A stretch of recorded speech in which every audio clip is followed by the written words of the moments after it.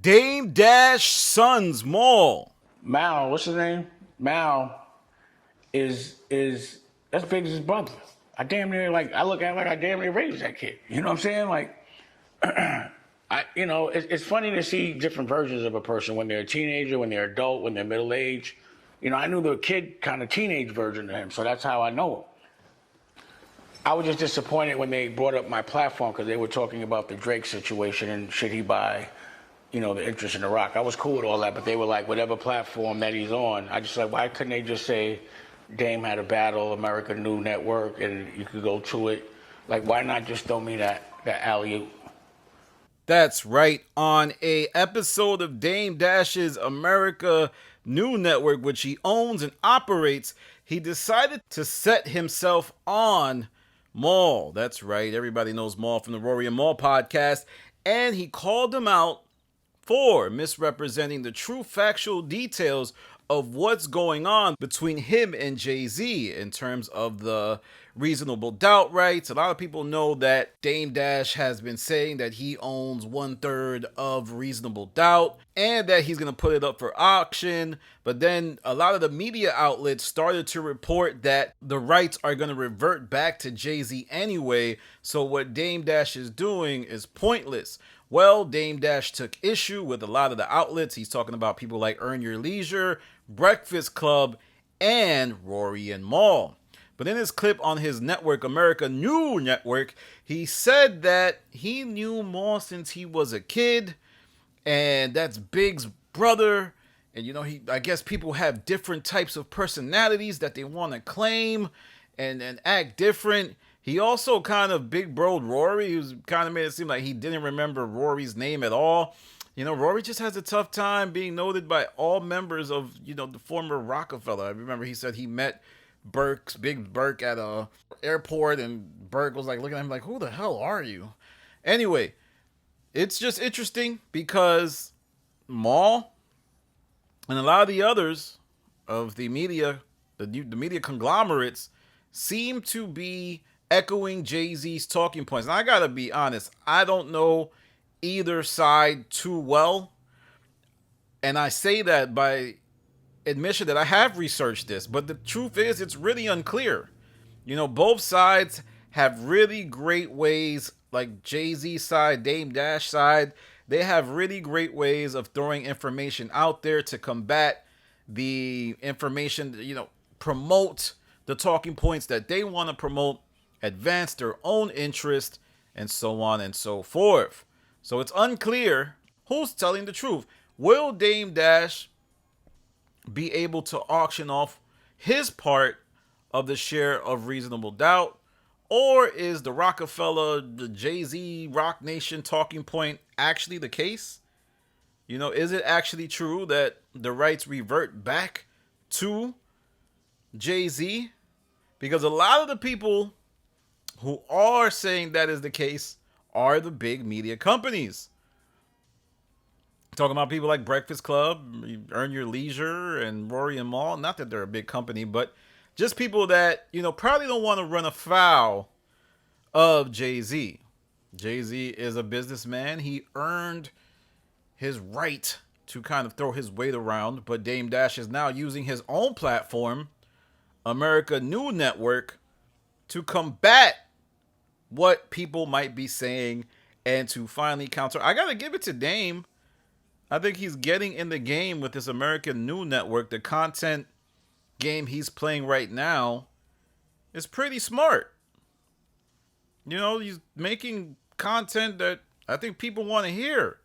They want to hear him talking about Diddy, and they want to hear him talking about 50 Cent. So why let other people profit off of your words on other platforms? You become the change you want to see in the world. You become the person who gets to control the narrative.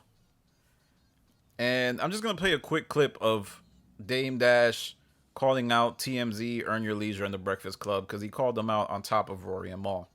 And I was really surprised that TMZ and that the Breakfast Club and Earn Your Leisure haven't spoken about it. But so as you can see, It's getting pretty heavy out here. But before I end this video, do you know that Dame is kind of launching his own media?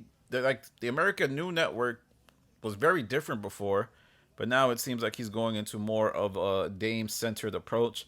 And I actually think he'll be out of here if he finds a way to monetize this the right way. Because I'm looking at his channel, like you look at the last few videos, 183,000 views, 89,000 views, 117,000 views, 334,000 views. If Dame starts making content about the Rockefeller breakup, everybody on the internet is going to be watching. And you know who's going to be making the money this time? It's going to be him. It won't be other people talking about him taking all the funds and routing it to their platforms. And you know who else is going to be watching? Jay-Z. And as much as Jay-Z never likes to talk about Dame, never likes to kind of acknowledge his existence, if Dame gains traction by making his own content, curating his own narrative about the Rockefeller breakup, it's over. Jay-Z is going to come out. He's going to poke out. He's going to start talking through his back channels. You know, all the podcasts that love to kind of have a relationship, maintain a relationship with Rock Nation. Looking at you, Joe Budden. Looking at you, Rory and Maul. Looking at you, Charlemagne. You're going to see all those Oh, and I forgot, Drink Champs. You're going to see all those platforms start to try to combat Dame. And that's when Dame goes on his platform and says, all of these people are bought by Rock Nation. And boy, that would be great to report on. But let me know what you think about Dame Dash sunning Maul. Do you feel like it was warranted? Do you feel like he has a point? Do you feel like people are misrepresenting things in order to placate their relationship with the God MC, as he would like to be called, or others like to call him? Only time will tell how this plays out. And I know in light of the Diddy scandal, many are wondering if Jay-Z is on the chopping block. I gotta tell you, I haven't seen Jay-Z, at least publicly. There was rumors about Diddy ever since I was a child, about how his parties used to be, about how he used to get down. It wasn't the same with Hove. I gotta tell you, it wasn't the same with Hove. A lot of the resentment with Hove seems to come from how things are now, like as far as him being the guy who calls all the shots. You essentially have to grovel to Rock Nation if you want to be on the Super Bowl. You have to literally get on your knees and beg. And they have all of the proper wings of their company running at 100%. And for lack, they know what they're doing, son. They know what they're doing. So I think that's where the resentment's coming from, for people to try to equate them to Diddy. But only time will tell. We've seen a lot of idols fall. And who knows? Anybody is capable of experiencing a fall from grace. And that applies to even someone who I revere deeply, Jay-Z. All right, y'all, that's my video for today. Follow me on Instagram, The Stop TV. Follow me on Twitter, The Stop TV. This is Danny from The Stop. Peace.